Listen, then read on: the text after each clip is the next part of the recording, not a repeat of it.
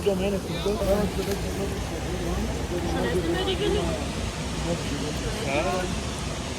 Когато вие този ден ще направите нов живот получава. Слава да бъде на Бога.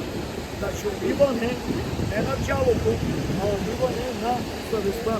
Всичко това, което човек е правил, че е наш.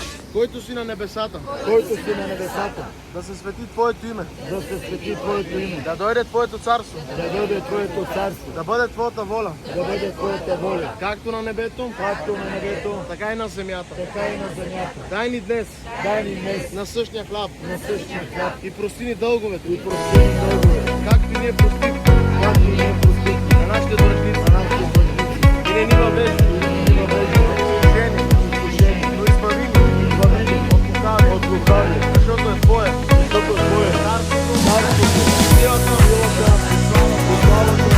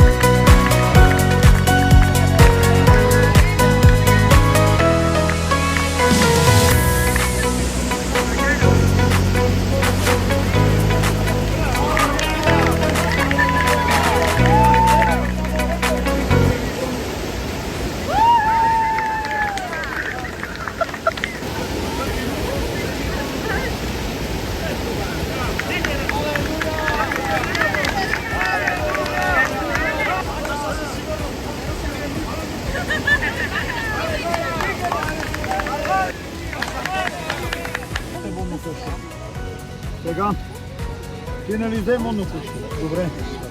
Какво почувства, когато направи завет с Бога? Ти какво почувства? Какво почувства?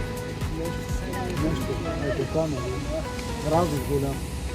Слава на Бога. Ти какво почувства? Радост. Свобода. Ти какво почувства? Голяма свобода, радост, много хубаво. Хубаво, нали? Да, аз почувствах присъствието на Исус. Ти какво почувства сега? Присъствието му, Присъствието да. му, слава да бъде. Направо присъствието му го почувствах. Ти какво почувства? Свобода и освобождение. Освобождени. Вече нямаш тези нали, мисли, страхове, където всичко до тук. Ти какво почувства, сестра? Топлина. Топлина. Топлина голяма. Браво, браво. На тази студена вода. Ти какво почувства? Лекота, нали? А ти, братчета ми, какво почувства? освобождение. Освобождение, слава да бъде на Бога. Запазете този миг, запазете тази любов. Ти какво почувства сега? Радост, слава да бъде на Бога. Слава да бъде. Това сте всичките, които взехте, нали? Честито ти водно кръщение, честито ти водно кръщение. Честито ти водно кръщение, нашата ли? Честито ти водно кръщение, честито ви водно. Честито ми водно бъдете благословени. Честито ви водно кръщение. Сега, нека